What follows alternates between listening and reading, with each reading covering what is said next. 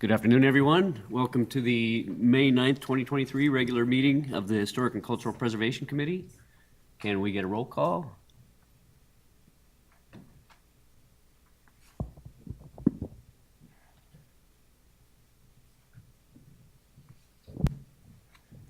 Whitley? Pitangaro?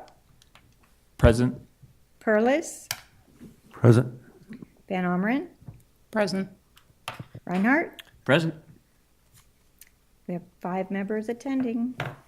Great, thank you. Okay, now we have an opportunity for general public comment. Have we received any speaker cards or comments prior to the meeting? No, we haven't. Okay. So, is there anybody in the audience wishing to speak? Okay, seeing no one, hereby close the public comment period and move on to item 1, which is a presentation of Small Town Historic Surveying, part of our continuing celebration of National Historic Preservation Month. And let's see, this is a presentation, and therefore no ex parte disclosures and no CEQA action. No action will be taken, so no CEQA review is required. And since Alice, committee member Van Omeren, has been instrumental in coordinating Historic Preservation Month events, maybe you can kick this off. Great, thank you. So last Monday, City Council actually recognized May as National Historic Preservation Month. And basically, this is a nationwide event that's it's recognized across the country and basically celebrates cultural heritage and preserving local history. So this is the second year that Petaluma Museum and the City of Petaluma are collaborating with several other organizations to celebrate this event. And the scheduled events include walking tours, heritage homes tours, local churches, historic districts. And the month-long event also includes historical lectures and educational forums.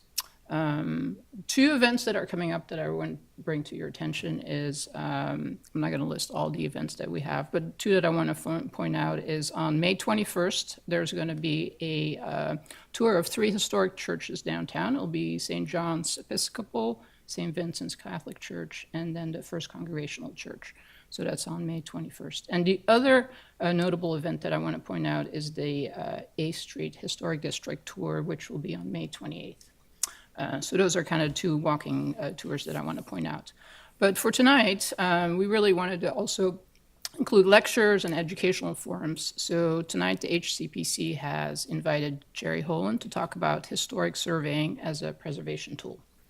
And Jerry's is a noted architect with many preservation accolades and credentials. And she's the principal at Jerry Holen and Associates from Albany.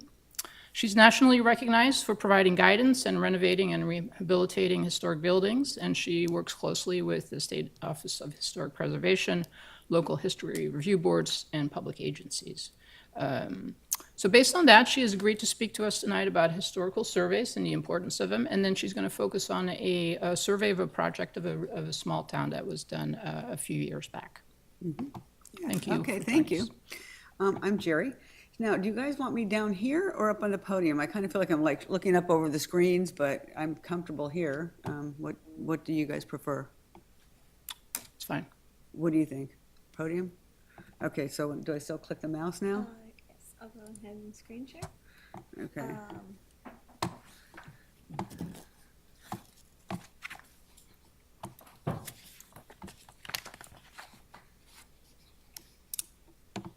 So you'd like to speak from over there? Yeah. And So do I, is there,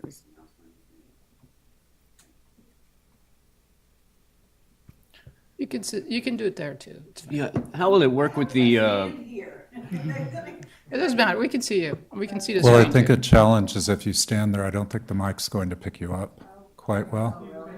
Yeah, so you may want to go to the podium and then just ask Isabel to advance the slides. okay, well, I advance the slide and it makes me move my points, but I'll try it. Yeah, I think Okay. it'll work. Thank you.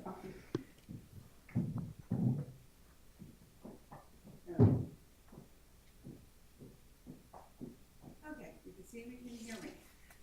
Good. Thank you for inviting me to share preservation I used to work up here occasionally, so it was really nice to come up on a sunny day and see it. It's a beautiful downtown district.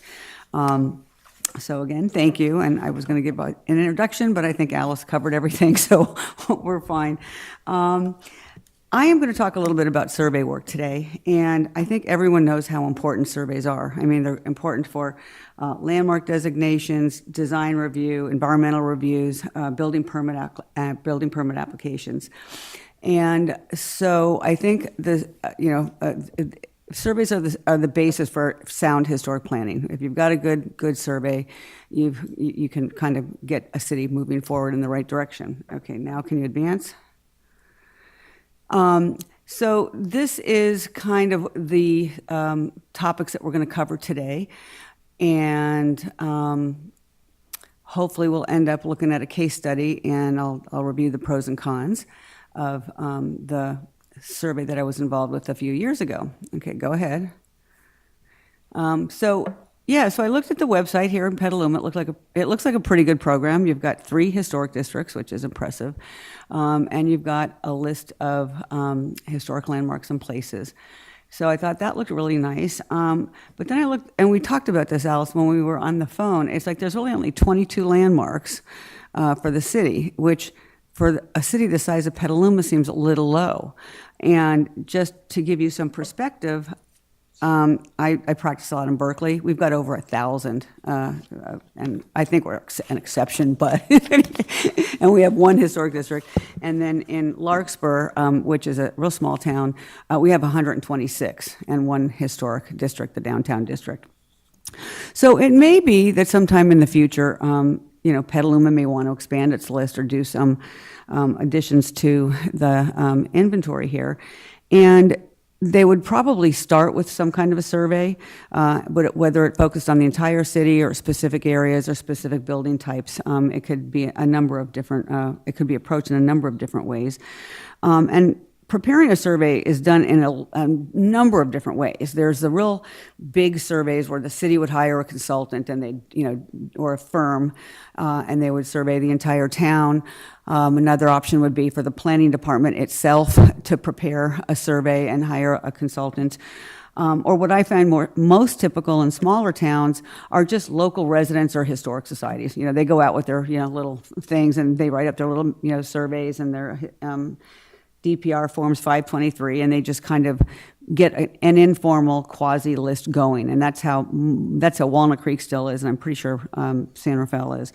And so, but it usually takes some kind of an ordinance or a political act to actually make a list and adopt it. So if we're looking at this slide, just talking about different surveys. So the LA survey and the San Francisco survey, the LA was completed a couple years ago. The San Francisco just started. They were both state-of-the-art, groundbreaking surveys. And I don't want to get into their details, but I just want to point out that they're in fact, I think the LA survey is basically worldwide in terms of being setting an example. But these were very big surveys. They were well funded. LA was being funded with the J. Paul Getty Trust. There was a partnership. So that's not the kind of survey we're going to talk about today. I'm going to talk about a survey that we conducted in Larkspur a few years ago. And it's a really small town. I mean, they've got 13,000 residents and 3.24 square miles. But it was a really wonderful effort. You can change the slide. Okay, there we go. And the background the problems that we were having in Larkspur was that, like any place really in California, we had a lot of housing pressure, and the houses are really expensive. And so since a lot of the homes had not been surveyed, the only way they were evaluating historic homes was if somebody brought a project in and they say, oh, it's over 50 years old, so for CEQA we have to get it evaluated. And the last thing somebody or a homeowner wants to know is right when they're about to do an addition that their home is historic, right? The other problem that we were having was was that people were buying these expensive homes and they were saying, can we do an addition? And we say, we don't know. It hasn't been evaluated yet. You can either pay to get it evaluated because they pay by the hour, or you can just take your chances. And it was becoming unmanageable from a planning point of view. So the city director and the planning director and the city manager, asked staff, can't you do something? Can't you do some surveys? She goes, well, we've only got one historic consultant and I've got a $5,000 a year budget. And they kept pestering her. And so finally, she went and had a conversation with the Heritage Board, and they came up with, I think, a pretty creative approach for resolving the dilemma of how to get these homes surveyed. They agreed that the Heritage Board members themselves would do a walking survey and do a preliminary windshield of the older neighborhoods and suss out the really important buildings that had not been evaluated before. And at that point, once they agreed on what might be a potential building, then I was sent out to do a formal evaluation just on those. So I think let's see here, the difficulty, well, it was a good, it had pros and cons. We'll get to those at the end.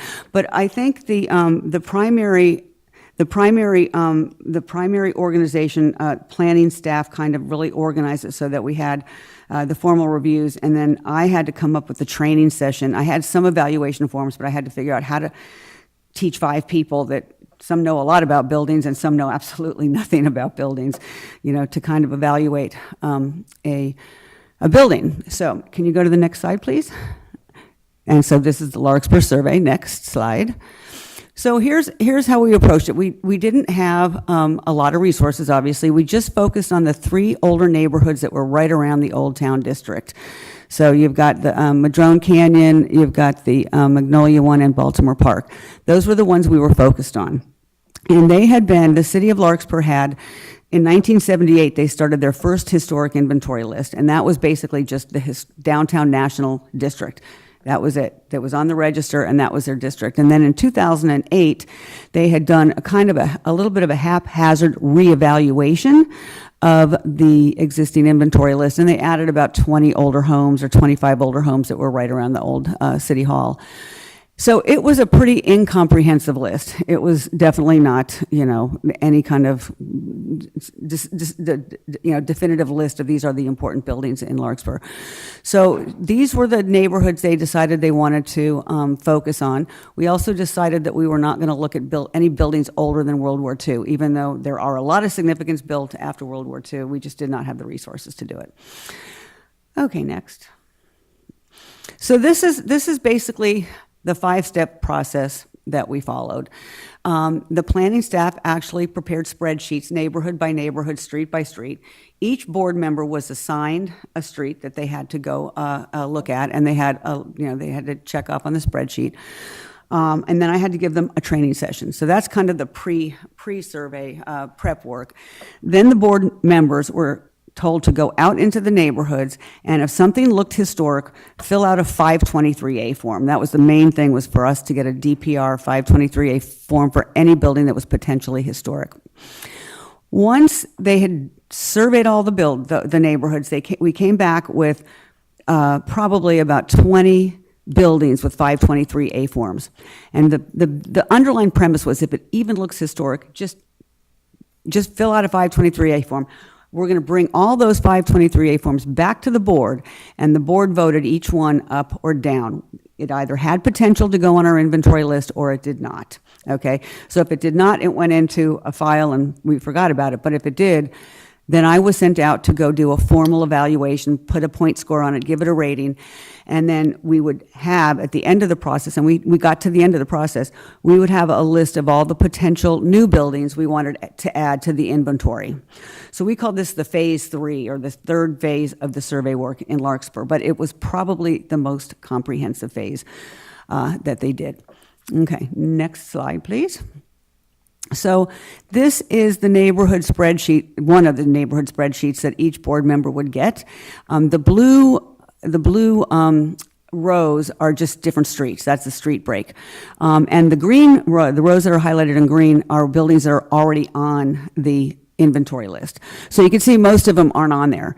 But if you look, and this map she prepared, she got the base information from Marin Maps, which is put out by the county, and I'm sure Sonoma has one too. But it has, yeah, so they do, right? So, yeah, so it lists all the properties, although some were missing on it. We were shocked. We had some houses that didn't get on the list. But it has the construction date.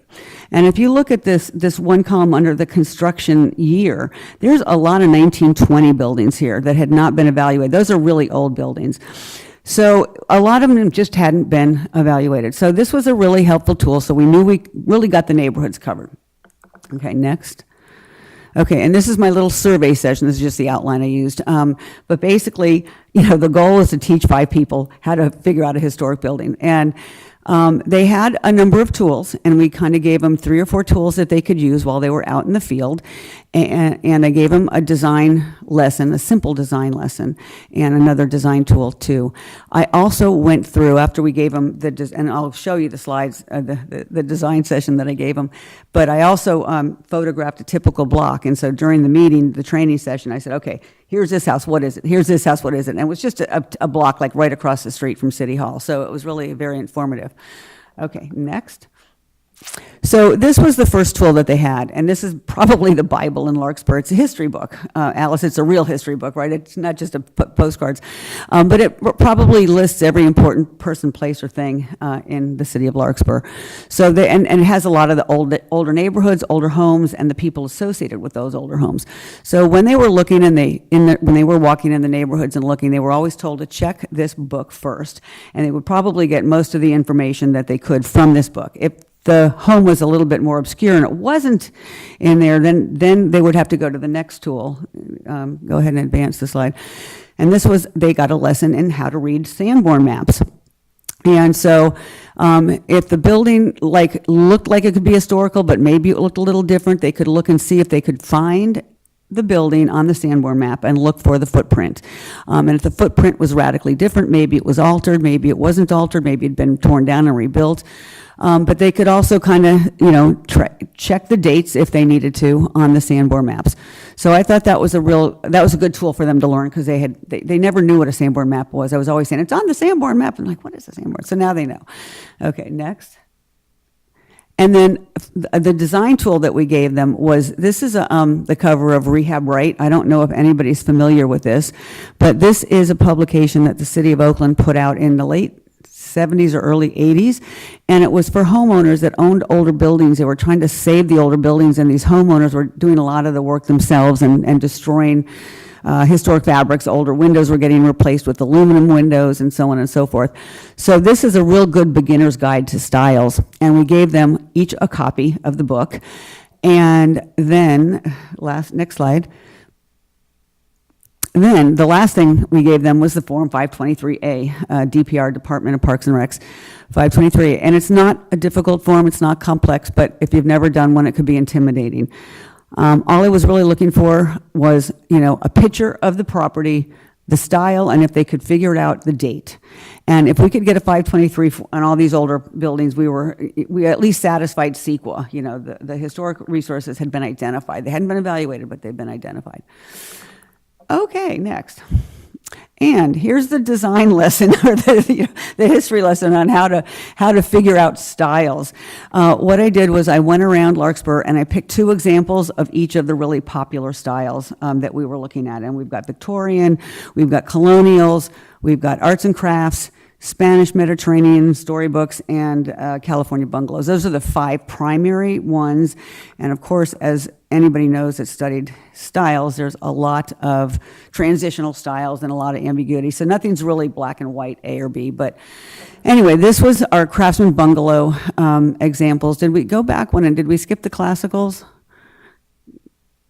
Yeah, those are the famous classicals, a little bit obscured by trees, but anyway, they're really good examples of classicals buildings.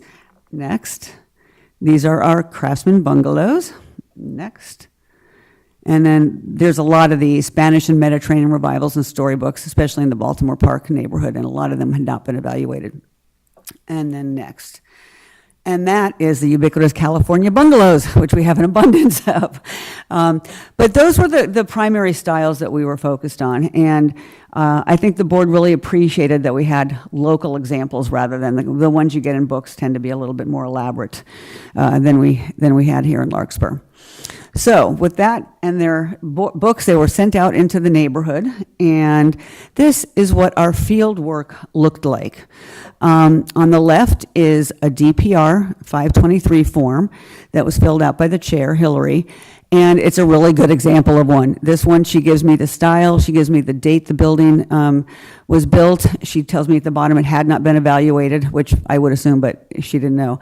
And then that one came back, and the board voted unanimously to put this one on the inventory because they didn't have very many storybooks in Larkspur. And this one was in bad shape, but it was a really good one. So once the board voted on it, I was sent out into the field to do a formal evaluation, and those are my field notes on the right. I went out and looked at it, and what we do in Larkspur, and I don't know how you evaluate buildings here, but we have a point score and a rating, and these were developed in the rating system was developed in 78 with the first survey.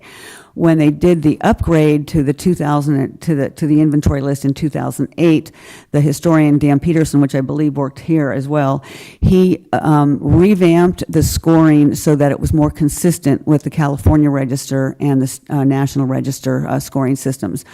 So it's a pretty real. I found it excellent because I'm used to doing them just based on the California Register. That this was a lot more thorough, more definitive. It leaves out, it's really objective. I can know why I gave it a score. And so I really appreciated Dan, putting this together for us. Next. And then here's another sample. This was one done by Rich Storick. I don't know if you know him, but he's a very well-known architect that does a lot of work on historic buildings, mainly commercial. And so this was another really good one. He tells me the style, he tells me the date. He met the owner, I guess, and gave me her name. And then there's my point score on the right. Okay, next. And here is so once I developed the point score and it passed, it had to get above a 50. You either have to be a Class A or a Class B rated building to get on the Larkspur inventory list, and that would be anything which had a point score above 50. If it got above 50 and it was going to be put on the list that we were going to give to the council. And so going to the council, I would create this. I would create a formal evaluation, type it all nice and neat, put some comments at the bottom. If it had been evaluated before or not, I would put that in there. And then next slide. And this is the end result of the process. This is what the planning staff put together. And it's the same neighborhood spreadsheet that we started in the beginning with, except now we have rows that are highlighted in gold. And those were the ones that we, during the survey process, have decided we want on the inventory list. And those gold buildings would go to the city council for adoption.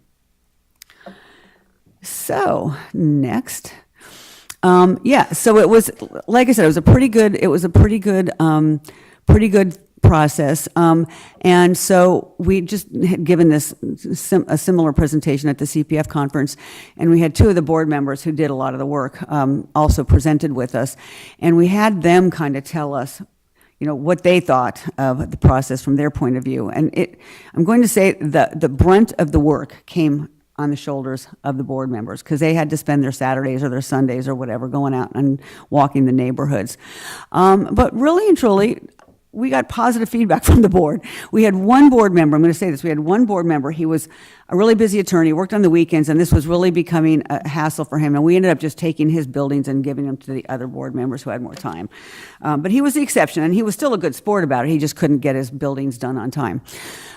So the board members liked the process, they got to get familiar with the properties and the neighborhoods, and it gave them a much better understanding of the evaluation process.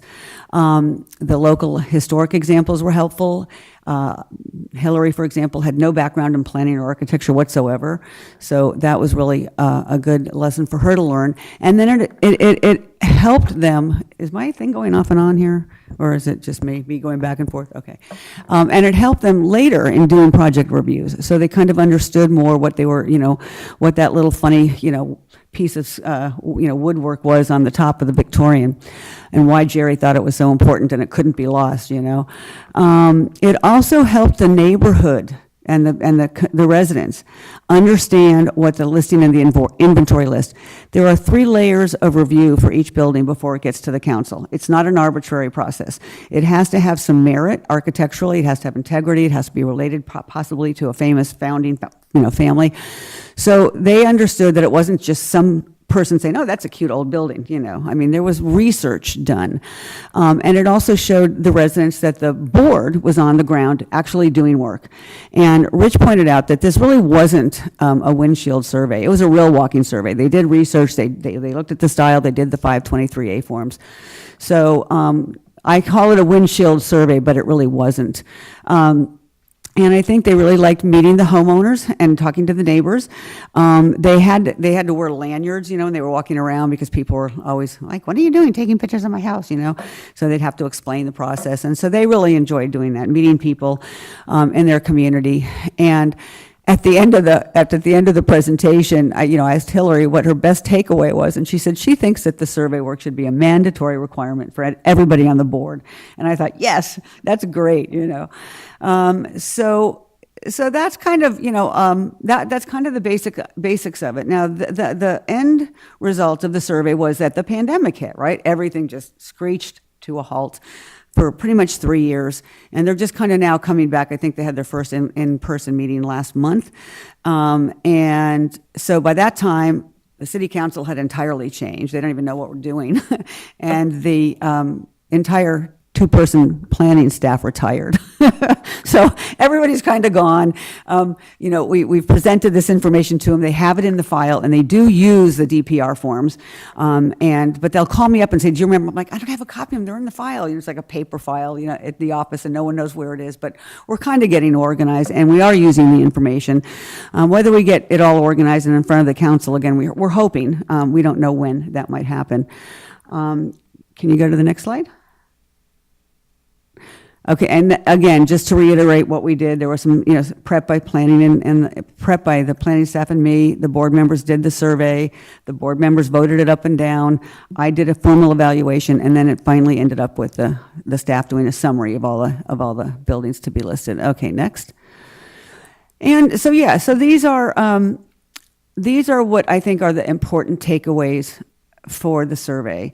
The most important, of course, was that it established the historic status with certainty of these properties. Now they knew it was historic. Now they knew that, if they bought this house, they probably couldn't touch the front facade. And so I think that made the planning department flow a lot smoother, and still does to this day. And they are relying on the information. The zoning commission is, of course, relying on it, maybe too much, but anyway. I satisfied CEQA requirements, and it protected the resources from the housing pressure, because the housing pressure is intense. I'm sure it's intense here as well. I think the big takeaway is how little they spent on this survey, with the $5,000 a year budget and me, and that was it. So they would take my fees and they'd roll it over to the next fiscal year just to make sure I'd get paid, and then they roll it over. So basically, over the course of 3 years, I got paid $15,000, but they surveyed over, 15, like each one did about, 300 houses, 1,500 homes were surveyed. So, that's a pretty good effort for not a lot of economic input. And I think another big takeaway was the community awareness, letting people know what the board does, and that it supports the neighborhood character that everybody loves in Larkspur, because most of the homes are older. And the buildings on the bottom here are buildings that are going to be added to the list eventually.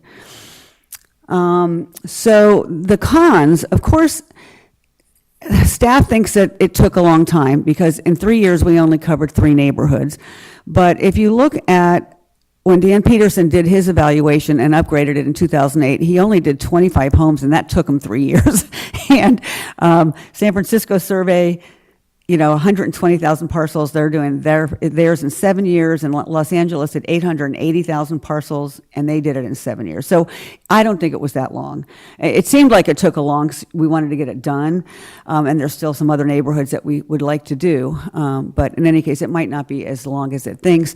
The board members' volunteer time, I think, was the real kicker here, and how you might get around that, I don't know, but maybe just have the board members that are interested volunteer, because some do. Some don't mind volunteering. We had a couple of retired folks and book authors that would just, it was great. They got out and got to take pictures.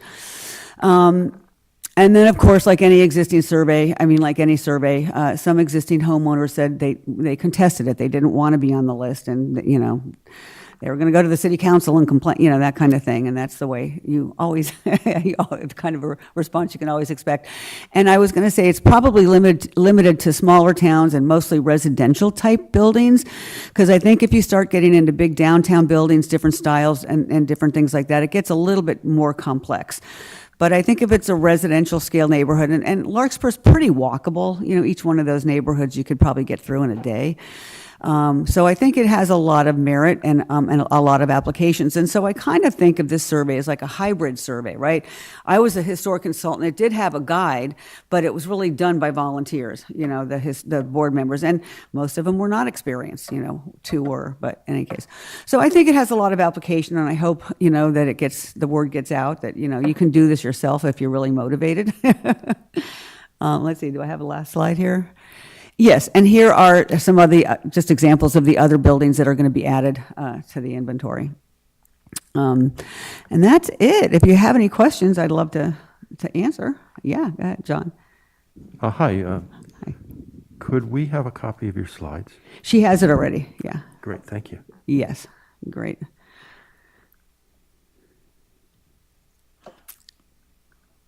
I have a question. So we're a mid-sized, I don't know if we're a mid-sized town, but do you have any suggestions or recommendations for, is there anything in between? Well, like I said, or is there pieces of it you can use? Well, that's what I'm saying is I think you can. That's what you can use pieces of this. And so I looked at the zoning map briefly yesterday here, and I didn't really see where all the historic districts were because the graphics were far. Sometimes I don't read them right, but I couldn't figure out where the historic districts were. But in areas that are older, that might need to be surveyed, you could just kind of maybe do block by block. And I'm saying mainly residential. The board could probably do those. I think for a bigger area, if there's more commercial buildings, then I would definitely maybe, or at least have a consultant here or a guide that can really say, okay, this is, and I always use the California Register, for buildings that are larger. And I don't know what kind of evaluation process do they have here. Do you know, Isabel? It's similar to what you mentioned of when a building permit comes in and it hasn't been evaluated, but there's some CEQA evaluation if it falls under that 45 to 50-year review. Yeah. So it's really when the project or the site comes before us. I did want to mention to the committee and the public audience as well that this presentation is very helpful for us. And thank you, Jerry, for coming in to provide us an example in terms of how to have that inventory available, readily available through volunteer work. There is possibility with the general plan updates and seeing where the flexibility are and where the interests are from the city's interest with the general plan update as well. So I did want to mention that we don't have a project to commence a full inventory at the moment, but this does help provide for ideas or considerations with a smaller budget. So the example that you gave for Larkspur and for Petaluma is very helpful in terms of context and time and staffing. Yeah. So I really appreciate all the variables there for us. Yeah, and I mean another avenue would be if most of the board doesn't want to give up their Saturdays or Sundays or whatever. I thought about this. You could invite either people from the general public or maybe even historical societies to also participate. A lot of people do like to do survey work and they like to get out. And so it might be opened up to the general public or specific. Do you have a historic society here? I'm sure you do. Yeah. You know, and have some of those folks volunteer. But I think somebody needs to kind of evaluate where, you know, prioritize, right, which neighborhoods would you'd want to focus on. So, yeah, I think you can mix and match anything. I mean, I don't know how much work you like to do, Andrew, but Kristen did a lot of work. You know, but, yeah. I have just a few questions, if no one else.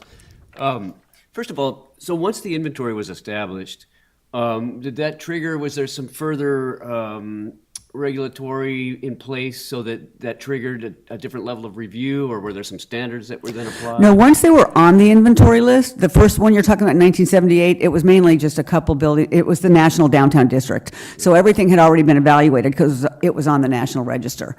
So that was the regulatory thing. But once it was on, there was an ordinance passed in 78 and a reevaluated ordinance in 2008 by the City Council that upgraded the inventory list each time and also upgraded some of the regulatory requirements for it. In 2008, I think they also added 5 criteria from the city of Larkspur, their own criteria, in addition to the National Register stuff, you know, so there were some things like that. So there was a supplementary political act to the inventory, if that's the question, yeah. Sort of pre-existed. So really my question is that houses that were listed as a result of this inventory were then elevated to the same status as nationally registered? No, just a local inventory. This is not anything more than that. If somebody wanted to get on the National Register, they'd have to do that application themselves, or they could hire me or who, you know, somebody to do that, yeah. Okay. Yeah, the National Register is a whole different process. That's Absolutely, a right. much- But I mean, locally, they were held to the same standards as... Yeah, they're all of them. That's what I'm saying. Even with the 523A ones, that even for the buildings that have not officially been designated by the council, there's just this list hanging out in somebody's file. They are still officially historic potential because they've been identified, they're over 50 years old. So somebody's going to have to do a formal evaluation eventually, but whether it ever officially gets on the inventory, it might not, but it's still in practice, it's still protected. And also in practice, it could still be highly modified, you know, if somebody really, you know, had the wherewithal to push something through without the actual legal status of being on our inventory, they could, and in fact, that has happened. Yeah, right. Yeah. Okay. And then, so, in your professional opinion, though, having a volunteer, I know that you did the score sheets, but how would you say they did? I mean, did it come out pretty true to what? I think they came out pretty good. I think the most valuable part wasn't me and my knowledge. It was the process of them as a group having to evaluate the 523As and voting them up or down. And the ones that we rejected, you know, there wasn't too much controversy. There was like one or two. There was this old Victorian that, it was really old, but it was so simple. It's like, what, there's no architecture here. It's just a box, you know. And it ended up getting everybody's vote, but that was a controversial one. But that, I think, was the most valuable one. I mean, in terms of how they did, yeah, I think when you have 5 people, thinking people, and you've all got different experiences, you know, you come to some reasonable conclusions. It's not arbitrary. I mean, you've got a point system there. So, yeah. And then regarding, say, some of the other criteria which might merit significance, I mean, is there an opportunity for, if, say, it was later determined that, you know, a significant event had occurred here, there's still opportunities for, they're not like, if it didn't make the list, it's no longer subject to any further evaluation? No, it's not static in time, right? I mean, you can be added to the inventory, really just by the basic CEQA standards. You're over 50 years old and somebody evaluates it. And then you get evaluated in Larkspur, like the point system, you know, related to a family, an architect, famous style, that kind of thing. In the California Register, it's a little bit looser. You know, it's kind of like a broad pattern of, you know, there's 3 criteria for the California Register. So for example, if President Obama came and slept in a home, that might be considered historic. I don't know. I'm just giving you an example. So yeah, we could go back and then put that one on the inventory. Okay, so if they're not on the inventory, it doesn't mean they're exempt from any further review. No, not at all. But if somebody turns up, I mean, it's just like any city, right? If somebody doesn't want a development, they might go find something and say, oh, President Obama slept here. You can't change this house. You can't put that second-story addition on. So that's kind of, that's always open to public scrutiny. And just one last thing then, did you inventory and list properties that property owners didn't agree with, or? Oh, yeah. We had a big fight in front of city council over one of them. And under CEQA, you completely able to, Well, because CEQA, as long as it's been reviewed, I think that, and I'm not an attorney, this one we considered it historic, and it was the problem that I alluded to in the beginning. You don't want to go back and retroactively call somebody's building historic when they're in the middle of a remodel, and this particular person had been. And then I said, oh my God, this is so historic, you can't, do blah, blah, blah, And then she appealed it to the zoning commission, and the zoning commission sided with the Heritage Board, and then she appealed to the city council, hired like a courtroom attorney, and just, nailed us, and the city overturned it. yeah. So it's always going to be political at the end of the day. But I would say that was more the exception. I found in my walking through, and because I would come back and do the formal surveys, most of the homeowners, they had nice old houses and they were taken care of and they loved their old houses. And the idea of getting on the list and having some kind of historic protection, keeping the neighborhood, character, there was, I think, more people liked having their building on the list or their neighborhood listed. We did not have, and we don't have any other historic districts, not enough. There's not enough character in any particular one area to have a historic district. So those were eliminated right away, but you might have some of those here because you're bigger. I don't know, another historic district. We had the Ark, we had all those old boats that are on the waterway there, but they're so degraded. I mean, there's just hardly any integrity left. That would have been our only other district. So, yeah. Thank you. Any other questions for? Okay, great. Well, we have an opportunity for public comment on this item too. Do we have anybody in the audience who would like to speak to this? Do they need to fill out a speaker card? You do, but you can fill out a speaker card after you speak.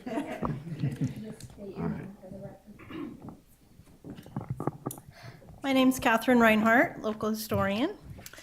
Thank you very much. That was really great. I did, yes.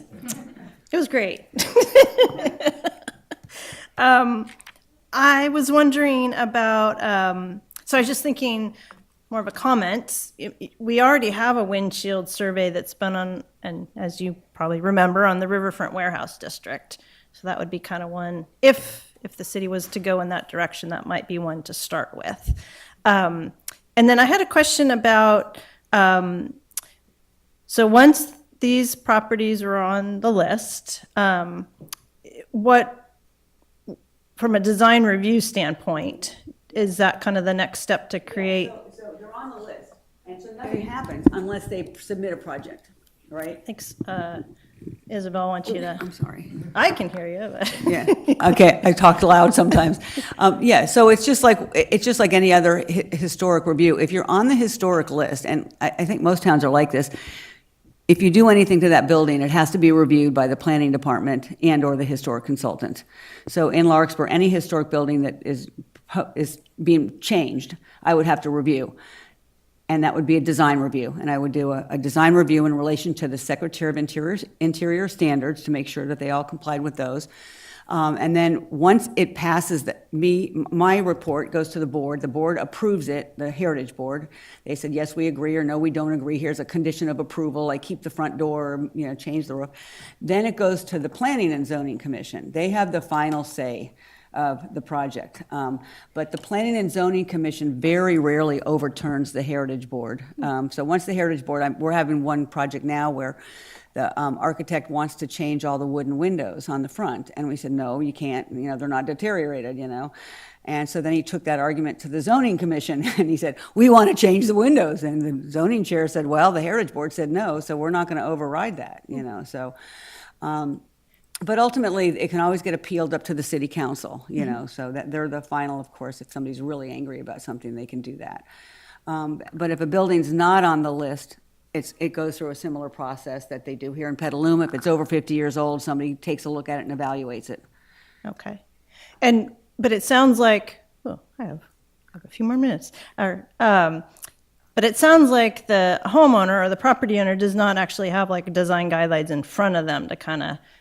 Well, no, but if they have a historic home, they usually check in the planning department. And the Beforehand. planning department says, here's our design guidelines, because there's two. Oh, there are, There's okay. a planning and zoning residential design guidelines, and then there's the historic guidelines. And if they're really doubtful, I mean, if it's a real famous building, they usually suggest that there's a preliminary, a pre-consultation meeting with me, and I can go in there and say, no, you can't change the front door, you can't change the front porch, you got to move everything back or behind or whatever. Mm-hmm. So they'll have a sense right up. And I've done that for about 3 or 4 really big projects in Larkspur. It seems really helpful. And then finally, so are you on retainer with the city? I just get paid as the projects come in, and so the developer has to pay my fees.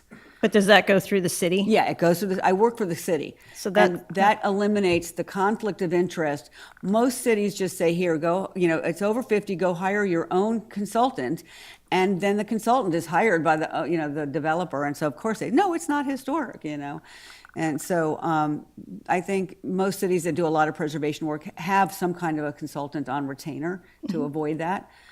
So even though the developer pays our fees, I'm working for the city or the city's resources. And so my closing comment would be that the city of Petaluma adopt that policy, working directly with the consultant rather than having the developer pay the Yeah, consultant. I support that. So thank you. Thank you. Great comments. Okay, any other members of the public wish to speak? Okay, seeing none, I'm going to close the public comment period on this item. And then now we just have another opportunity if there are more comments from the committee or from our historic preservation specialist. Yes, I wanted to add to the group that I found today's session very helpful to see where the interests are from the committee for the inventory and really linking that to potentials within the general plan updates or future policies and programs, reinforcing what the committee's interests are for long-term goals. I think this is a process that involves lots of coordination and, as Jerry mentioned, an educational perspective as well with the committee working together.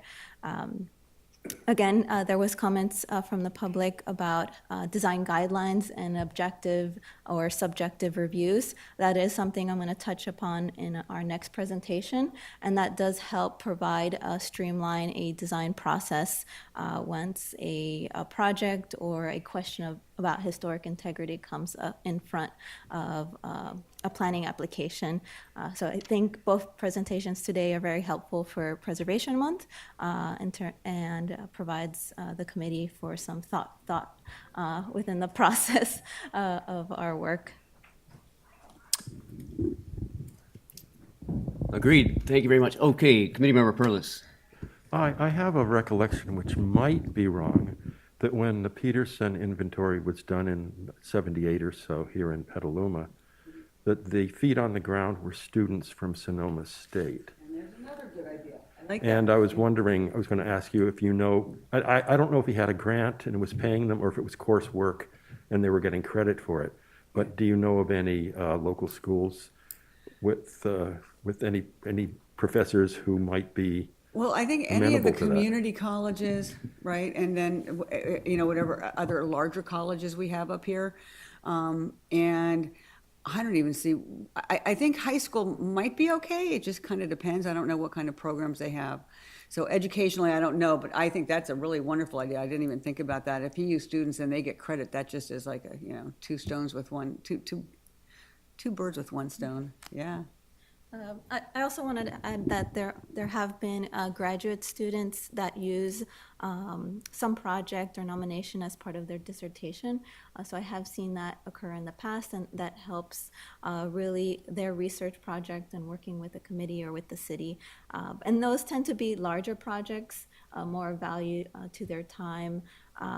But I can see how there could be some more additional public input and just having that coordination available. Yeah, I think that's a great idea. I like that. Great, thank you. Well, fantastic presentation, very helpful. Thank you. And it's my hope that through the general plan update process, that some form of updated citywide survey happens. And I think this is something we should all keep in the back of our heads. I think the $10 per house price tag is amazing. Yeah, I know. It's all thanks to, board members and volunteers like you guys. It's really, it was on their backs to do it. And they did it willingly. Yeah, Yeah, yeah. That's great. So good. Well, if you're willing, we just need the support from up above, Yeah, I up know. here. So thank you very much. It was a terrific presentation. having Very me. helpful. Thank you. should we stay? All right.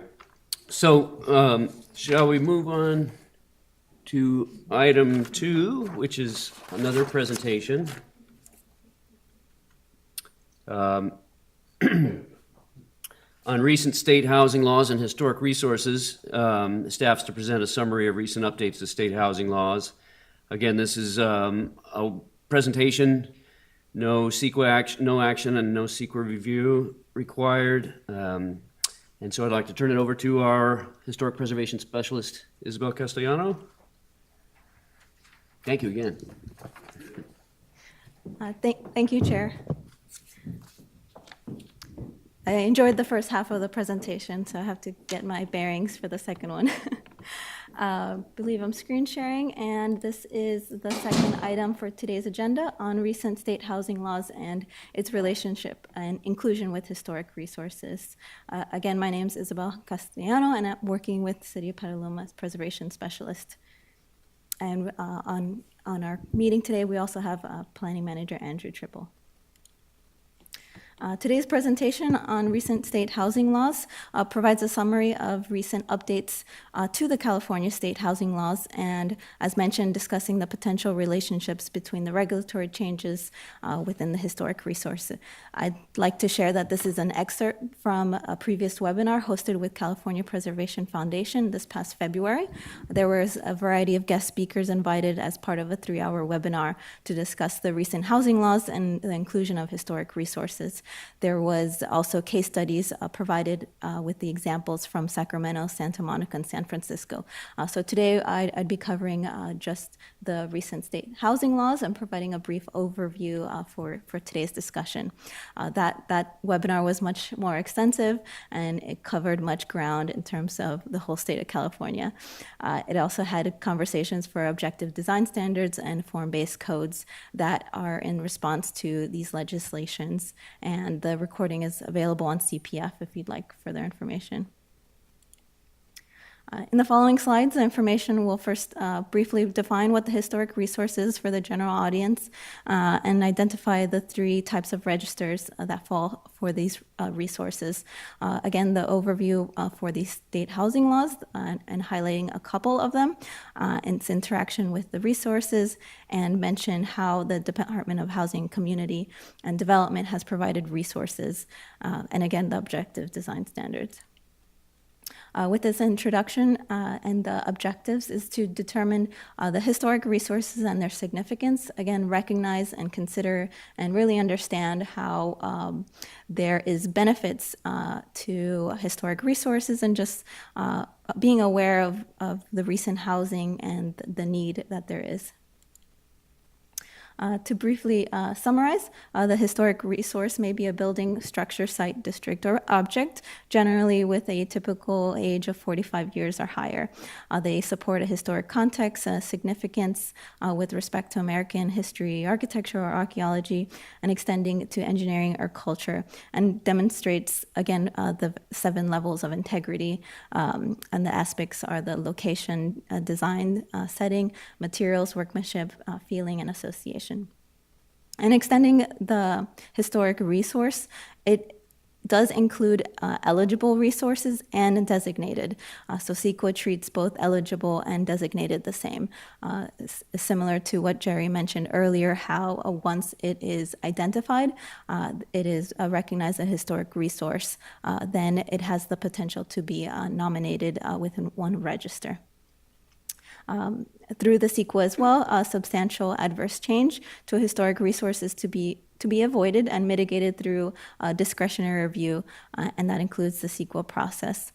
Projects reviewed can be through of project evaluations, recommendations, planning staff, preservation specialists, public input, and review from the committee like yourselves.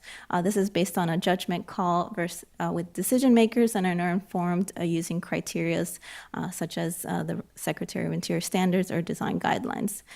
Through the work that Jerry and myself do with the completion of consultation reviews, this can also be completed through an HRE, a historic resource evaluation.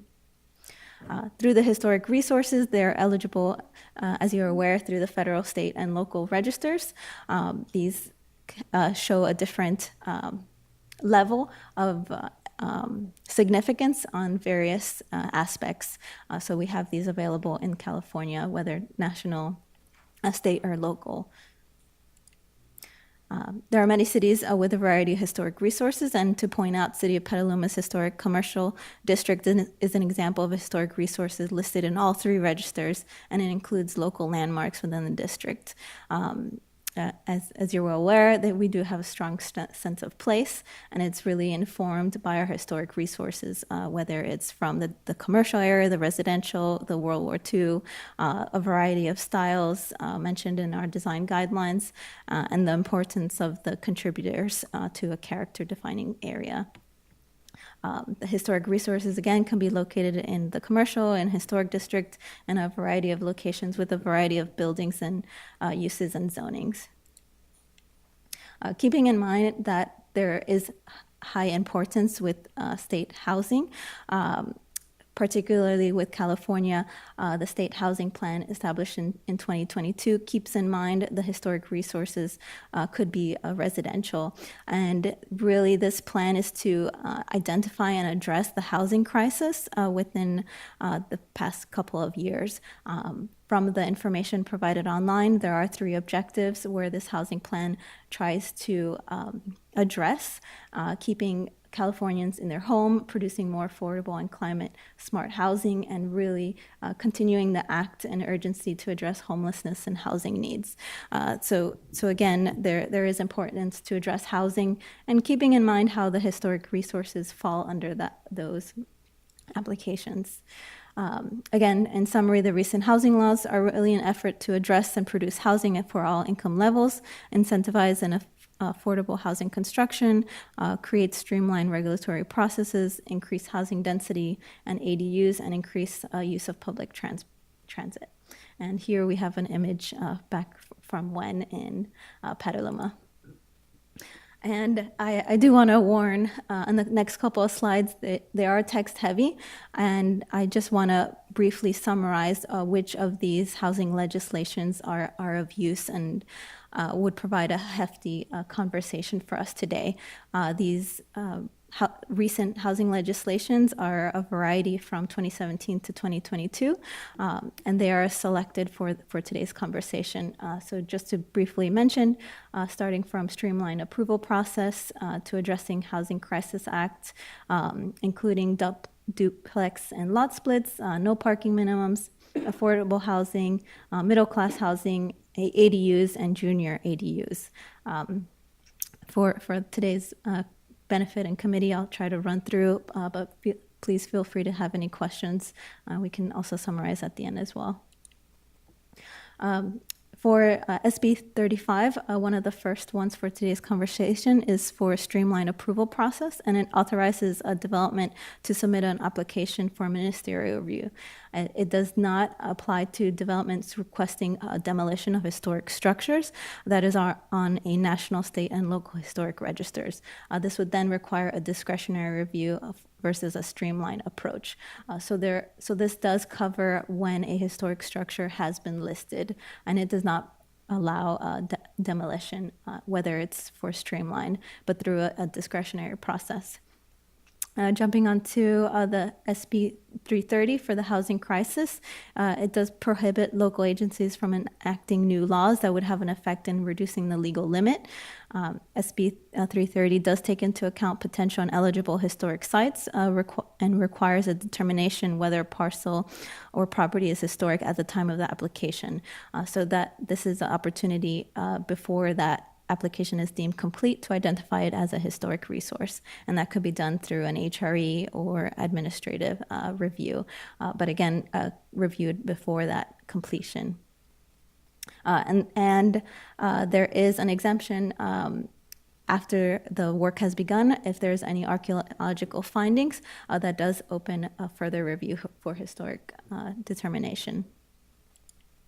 With SB 9, it provides ministerial approval in converting existing homes and homeowners for duplex and certain eligibility and restrictions. SB 9 does not apply to projects in historic districts or property included in state historic resources inventory. Again, along with sites listed on the national, state, or local registers. So there is some opportunity to maintain that character within historic districts. Jumping onto AB 2097, this is really to focus on reducing vehicular use, no parking minimums with a half-mile public transit. And one recent project that we had with Petaluma was for the Silk Mill, addressing how we can reduce public vehicular use close to public transportation.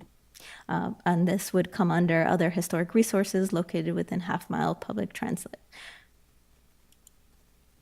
Into AB 2011, and this is for affordable housing.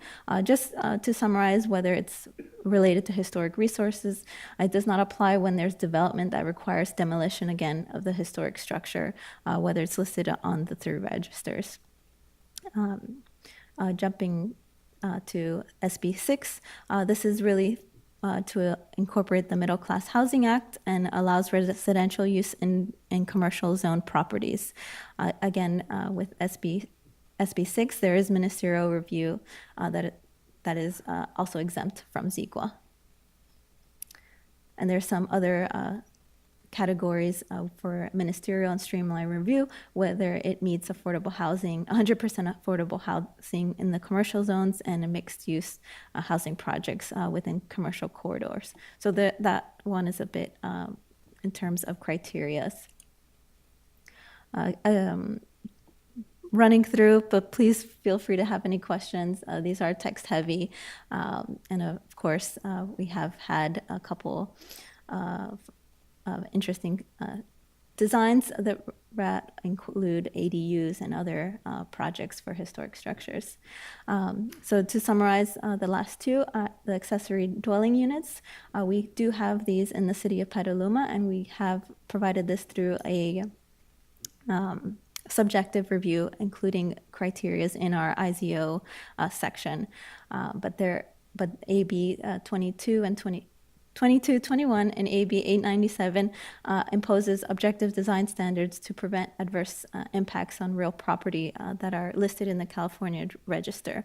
And that's a good item to note because it only includes the California registers and not local inventories. However, in the city of Petaluma, we do have in our section specific criteria to meet ADUs within a historic district. So there is some flexibility in terms of design. And to summarize the ADUs in historic districts in that California Register, it is through ministerial reviews. The ADUs, depending on where they're zoned, and the possibilities of standards or imposing standards. They do not require any standards for parking and can have architectural and historic significance through the historic district. There's no written notice through the ADUs unless there's a demolition part of that historic district.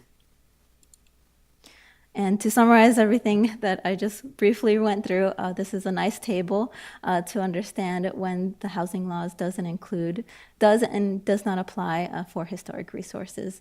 And as mentioned, definitely when there is a scope to demolish historic resources in the 3 registers, obviously the streamline approval does not apply. So we have that for SB 35, SB 9, and SB 2011.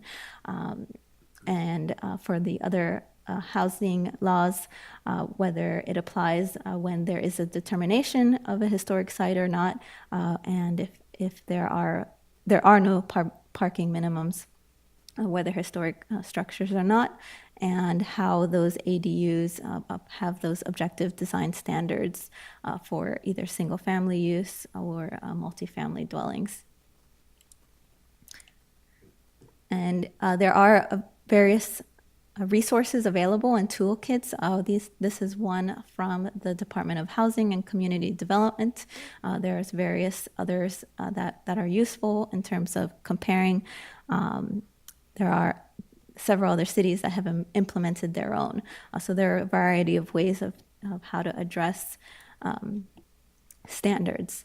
And to support a streamlined process is defining these objective design standards, having administration do a full review that reduces time and is more objective versus subjective. So those some cases can include those ADUs as mentioned and multi-housing through certain housing laws as well. And for the benefit, just to understand what the objective design standards and the standards are really when you have no personal or subjective judgment and it's public official or uniformly variable by reference. So there's a benchmark or criteria available to really guide you and understand that it's a yes/no question and versus a appearance where one may have certain objections or not. So this is really gauging more towards an objective versus a subjective. Again, with those design standards, understanding the state legislations, local ordinances as well, and implementing those objective design standards could be a toolkit and really assist with reviews through the project and in terms of compatibility.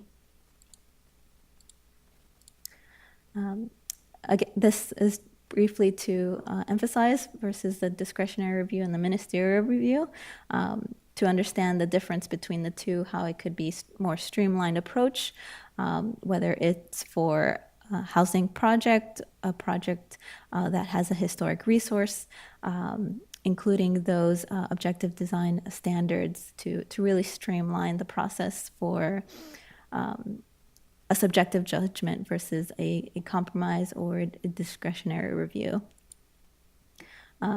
What the historic resources here, we have design guidelines that are more subjective and they have language that is unmeasurable.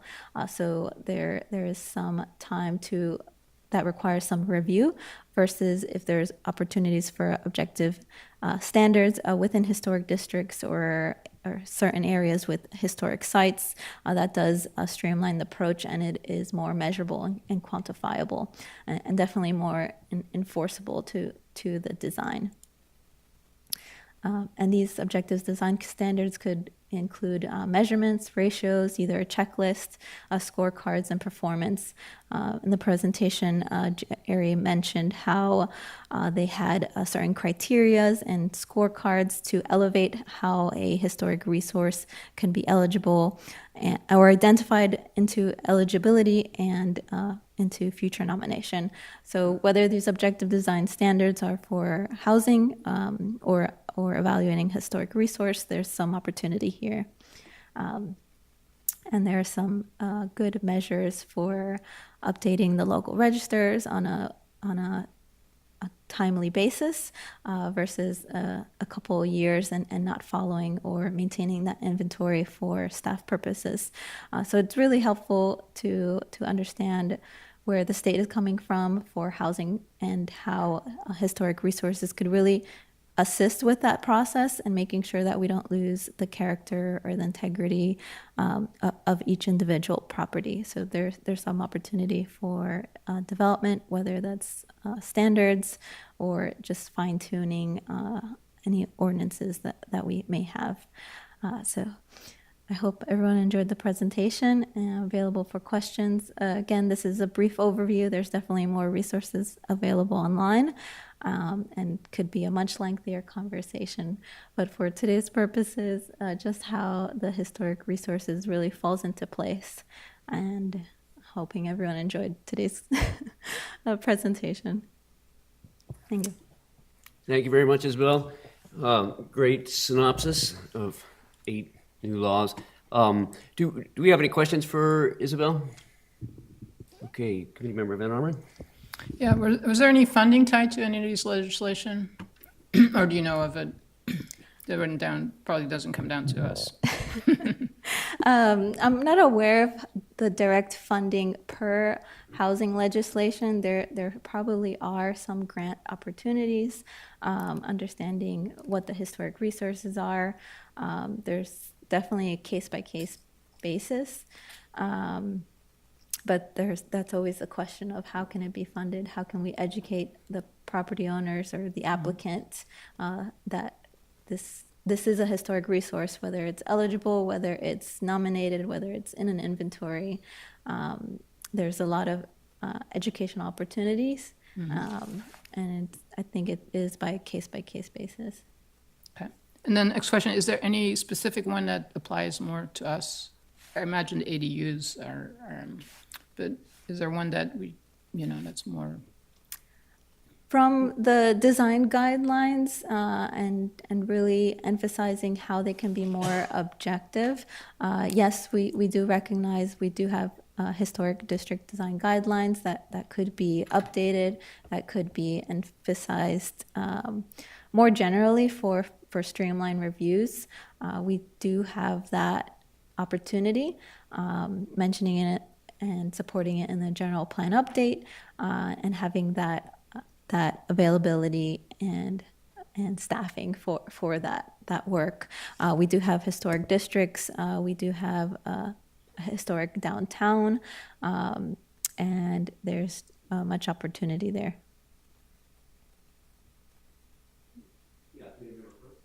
Once again, nice presentation, Isabel. Would you make these slides too available so that we can see them? Yes, I'll share with the HCP members, and this is also available on our website as well. Right. Any other questions for Isabel? Okay, I have just a few. I'm wondering if you've seen, we've had some discussion about this in the past, but if there's been any progress in how to objectify compatibility, and if the HCD toolkits have any useful tools to help address compatibility with historic resources and districts. It seems like 2221 and 891 are the ones that are going to have the greatest impact on Petaluma, and it seems like there's pretty much zero control on related to historic resources or in historic districts with those. So I think until we have some objective design standards, it's sort of, we have no controls. So I'm wondering if there's been any progress towards that, or if you've seen anything that would be useful that we could apply. I think in terms of identifying what are the eligible historic resources, it is helpful to understand the characters that we have, extending from Jerry's presentation, just really going around the city and seeing where there's opportunities, identifying what are the key character features, whether it's done in a collage setting, having that survey, and recognizing what we have as historic resources. I'm not sure if that answers your full question, but there is opportunity to record what we have available and really identify what's out of our scope at the moment and what can be identified as eligible. resources. Right, thank you. And then beyond that, once we do have an inventory, or even within our existing districts, again, there's no real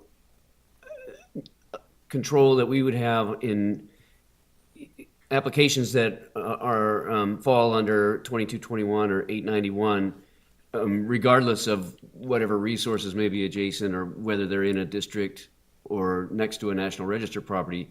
There are no objective standards that state it must be compatible, or, I mean, there's really no controls, is the way I understand it. So if you Is could that clarify with that. the ADUs? Yes.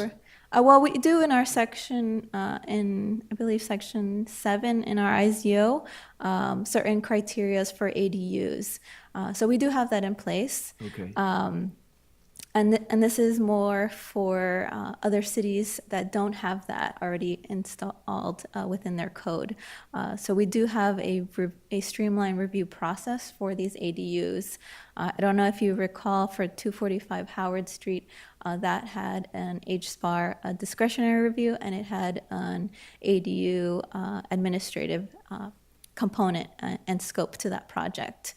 So the discretionary scope that was presented to you was for the extension of the rear of the property, and the ADU was reviewed by staff. So we do have those measures in place for historic districts for that reason, and it's good that we have noted, particularly if it falls in a historic district, there's a certain criteria for, I believe, windows, architectural detailing, to extend from that primary dwelling. Great, thank you. So who determines whether something's objective or not? In what scenario? Well, that's just it. If we have existing standards, like say in chapter 15, and I say, well, that's a yes or no question because I have an opinion about it, like windows. I guess our ordinance says they must be wood windows, right? So that's objective. But other standards regarding massing, height, proximity, because we have some that says it's like, say, the average of the block, the setback will be the average of what else exists on the block. Is that considered, I guess that's objective. Who determines that? Right, and again, it's if we have a checklist in place or a criteria that provides these measurable outcomes or reviews. There are some instances in the historic district guidelines, as you mentioned, if it's the height, the average between the adjacency, I would consider that more in the direction of subjective, because there are other scenarios which location of the roof you're comparing it to, but it could also be more objective where you're just taking two measurements. But that's not always really the case for residential property. So I think it's still case-by-case basis from how we have our historic districts at the moment.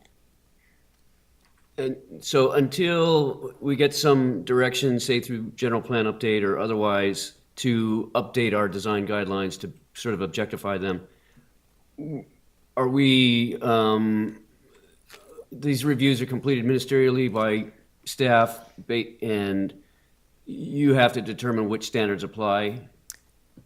Well, we have in place the minor HSPAR, the minor historic site plan and architectural review, which is administrative, and there are minor changes like replacing door, color, minor features. And then we do have the major historic site plan architectural review, which is the discretionary portion, which has the rear extensions or alterations, relocations. That does get presented to the HCPC.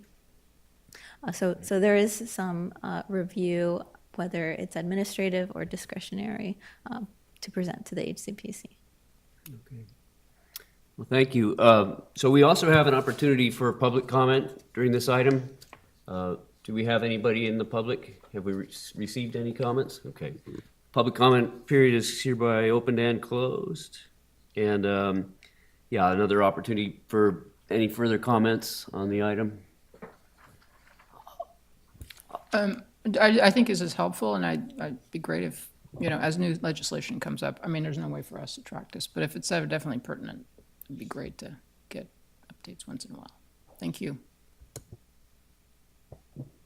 Yeah, thanks for bringing this. Again, this was part of a larger CPF presentation, which I thought I got to attend and I thought was really valuable. There was more in depth. This is a terrific synopsis of, the backbone of these laws, but there was some great additional information that further details this. So if you are interested, Isabel, maybe you can include in our minutes the link to the CPF website so people can buy. I know you can still pay to view that full workshop. I don't know if anybody would be, but I think it would be helpful to have that for more information. Yes, I can share around a copy of today's presentation and resources available. They are from CPF, the nonprofit organization, so any support there, also with Petaluma Museum Association, and just seeing what resources are available for us to use. Great. Thank you. Okay. With no further discussion, let's close item 2 and move on to the approval of minutes. Item 3, we have 2 meeting minutes in front of us, January 10th, 2023 and February 14th. Do we have any suggested changes, deletions? Okay. Committee Member Van Orman? I don't have anything specific. I did notice that the minutes, I think starting in December, are much more detailed than they were before. And so, that's good and bad. I mean, any reason for that? I mean, the other thing is that we do have to really review those. I mean, there's a lot more detail in these. Well, this is helpful as feedback. These two do present changes in the methods of the meeting minutes, really extending more from action meeting minutes and including any comments that were helpful for the public and the applicant to really reflect on. So it's good to gauge where your preferences are and review opportunity. And for staffing purposes, it was helpful to really fine-tune what everyone's committee's perspectives and comments, and if they were addressed.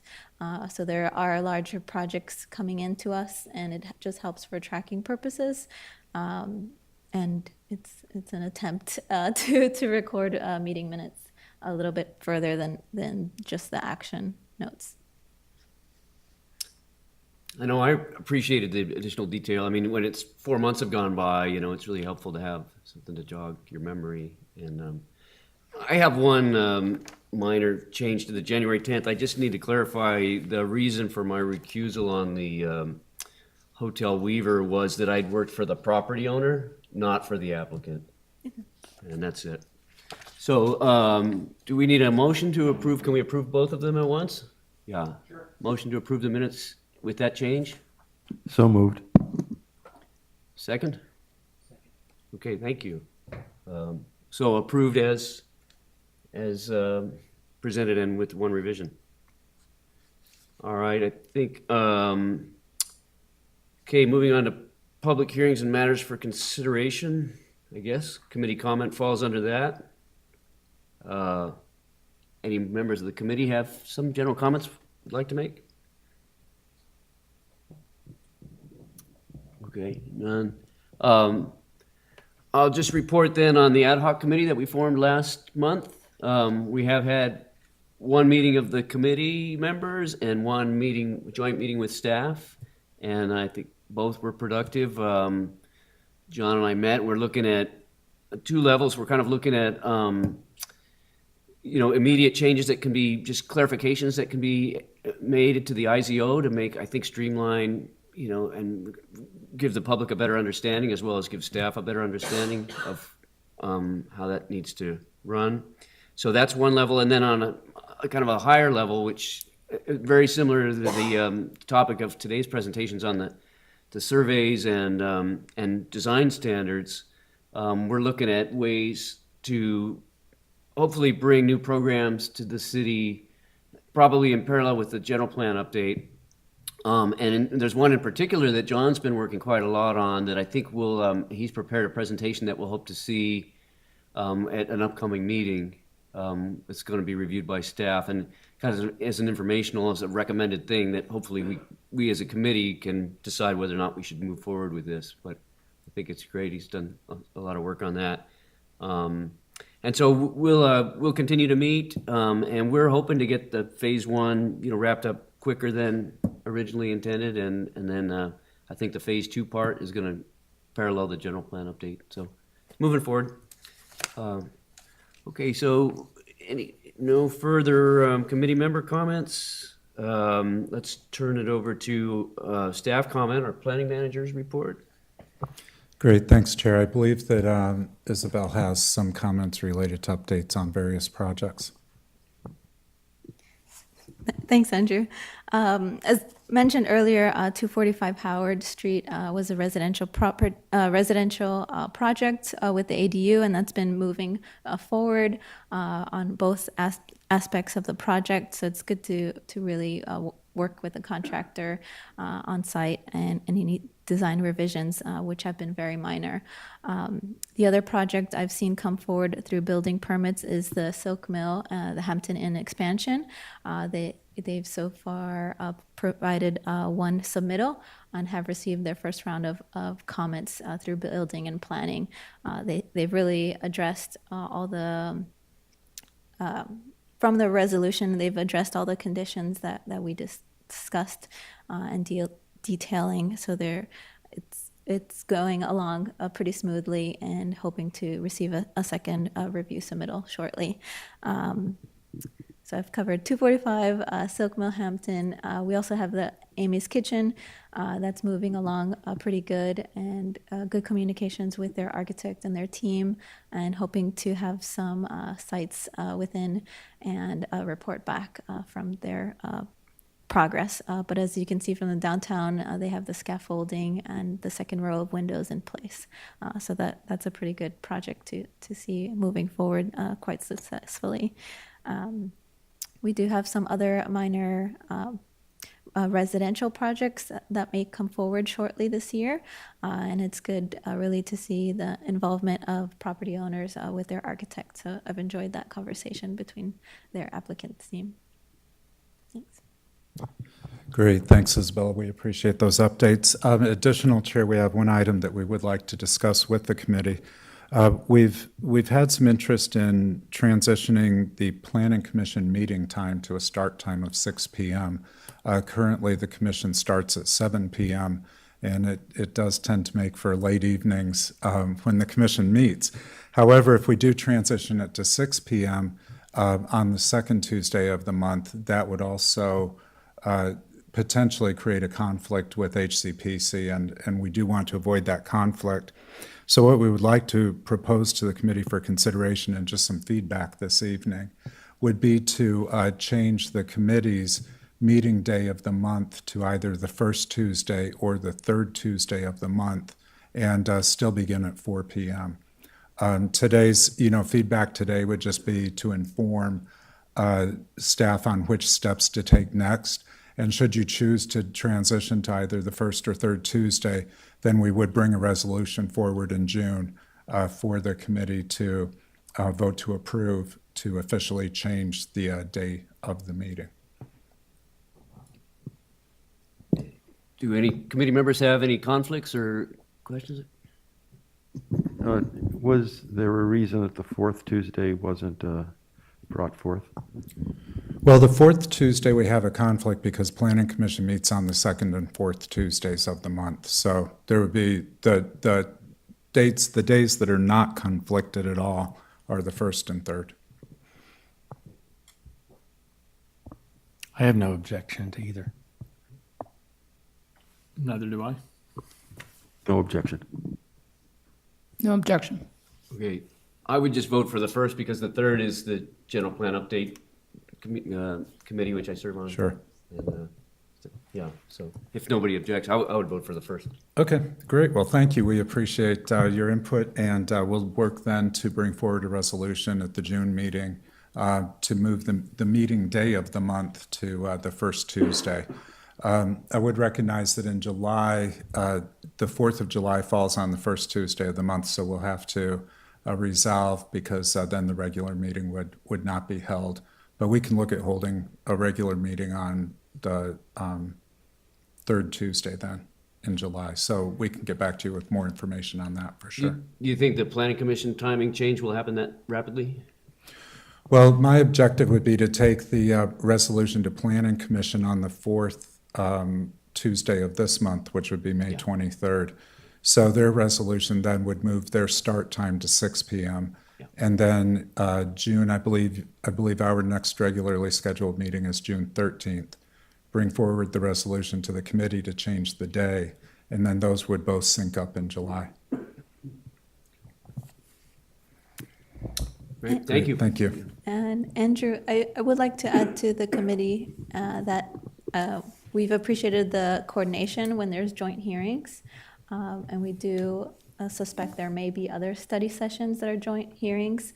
So we appreciate communications for your availability on those special meetings.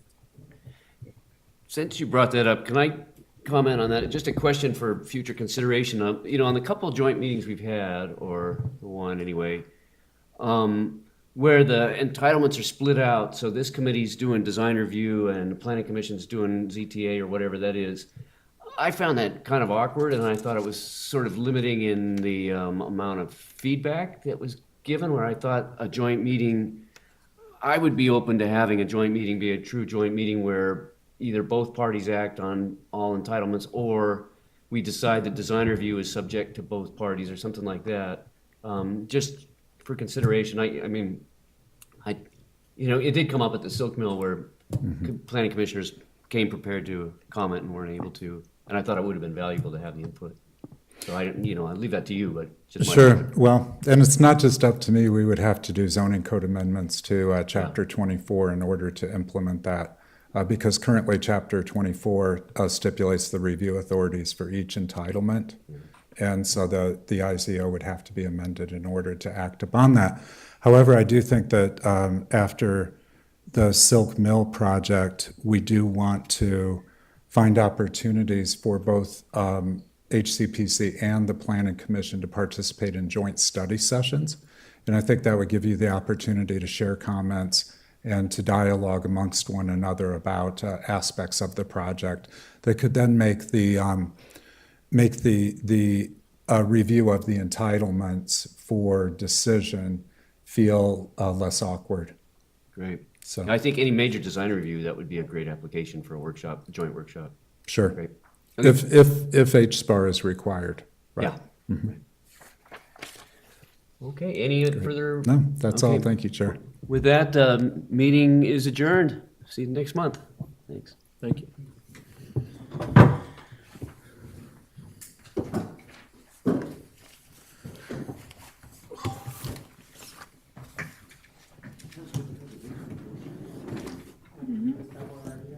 Tom, I was at the event on Saturday and speaking with Alice, and she said that in your background, you're an archaeologist. I am.